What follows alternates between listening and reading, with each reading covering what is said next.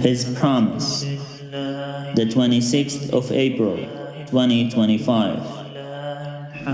Is it sinful to pretend like the enemy has beaten you in battle and retreat to have them follow you and ambush them? Will such an action be considered a lie? I need to research the truce of Umar and the truce at Hudaybiyah. إن الأرض لله يورثها من يشاء. The land is God's property. He gives it to whomever He chooses. The book of Joshua speaks too much about inheritance, as though God was giving the Israelites the land as an inheritance. God promised Abraham to give the land to his children, the believers of his children, but not the disbelievers. When the children of Israel became corrupt and did not follow God's commandments and the law of Moses, they lost the right to the inheritance as per the book of Leviticus and Deuteronomy. God promised that the land would vomit them out because they followed the traditions and the habits of disbelieving nations. Jews to this day continue to rely on the Bible's description of the land as an inheritance, which each of the tribes inherited. It was instead apportioned. The land was divided among them so that they were able to live in the land. It was not an inheritance. There are children who waste the money given to them by their parents on drugs and alcohol. Some of the money that a person would get as an inheritance from their father would be misused and therefore would not be worthy of an inheritance. When does a person lose their right to an inheritance in the will of his parents?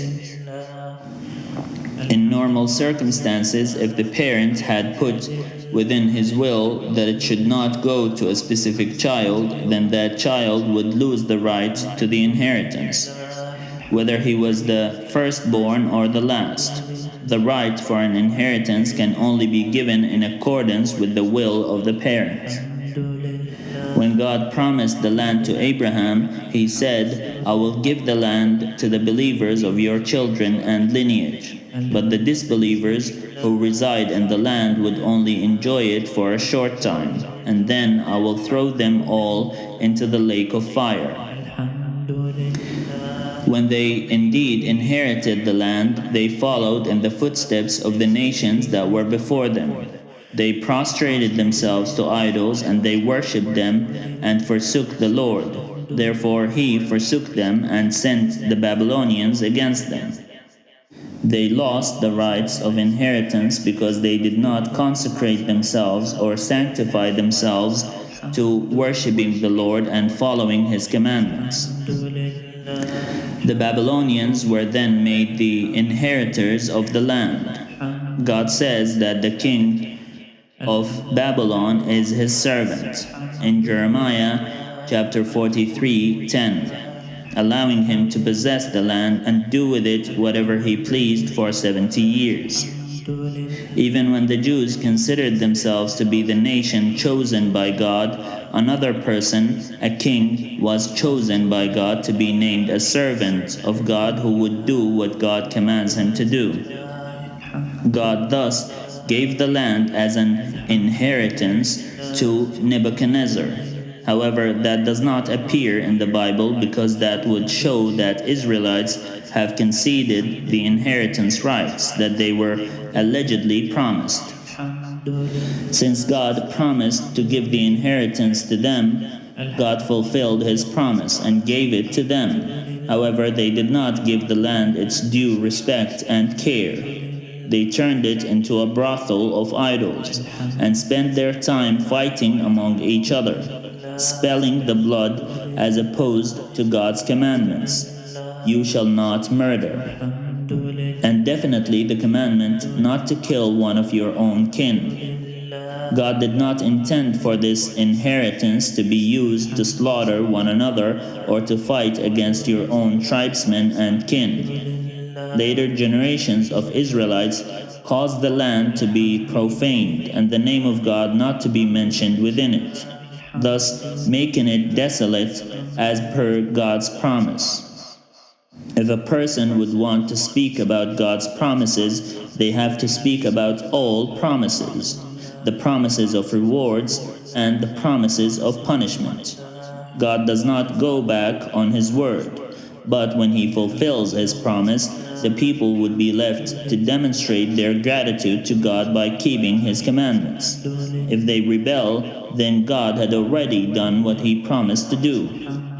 Singing to him so that he would continue to keep his promise and to keep the people of Israel on the land they continuously profane and taint with the blood of innocents and the blood of their brothers and neighbors. Doing that would not change the fact that his promise was already fulfilled.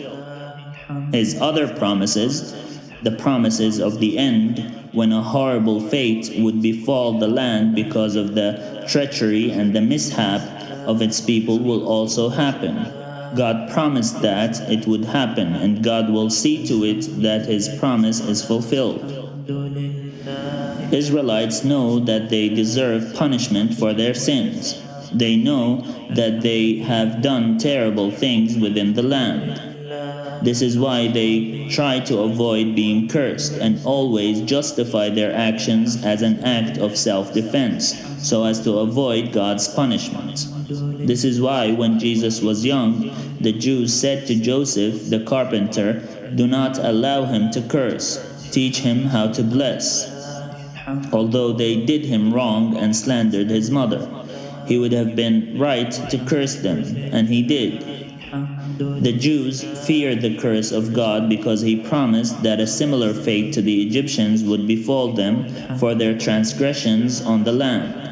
But God already promised them that such a punishment will befall them. Doesn't God keep his promises? What if a person was the one to actually bring about the punishment against them? What if such a person did exist at this time? They continuously ask for someone like Moses to help end their suffering. Their cries continuously reach God, and God listens to them. God even listens to the alien or stranger who lives among them when he cries to God for being oppressed. Why would God not listen to them as well? You shall not wrong or oppress a resident alien, for you were aliens in the land of Egypt. You shall not abuse any widow or orphan. If you do abuse them when they cry out to me, I will surely heed their cry. My wrath will burn, and I will kill you with the sword, and your wives shall become widows, and your children orphans. Exodus chapter 22, 21 to 24. God keeps his promises. Keep asking him for blessings and keep asking him to resolve your suffering and to turn his face toward you. If you are to stand in front of him and beside you a stranger who lived among you, whom you oppressed, each with a cry toward God for justice, God would surely take vengeance on the oppressor, whether it was from his people or from the idol worshippers. The Israelites did not know God when they were in slavery. They did not worship him, and they did not even know how to worship him or dedicate their time to his service. They were only oppressed, and God saved them from their oppressor. They were aliens in the land, strangers and slaves, and God saved them because he is compassionate and merciful.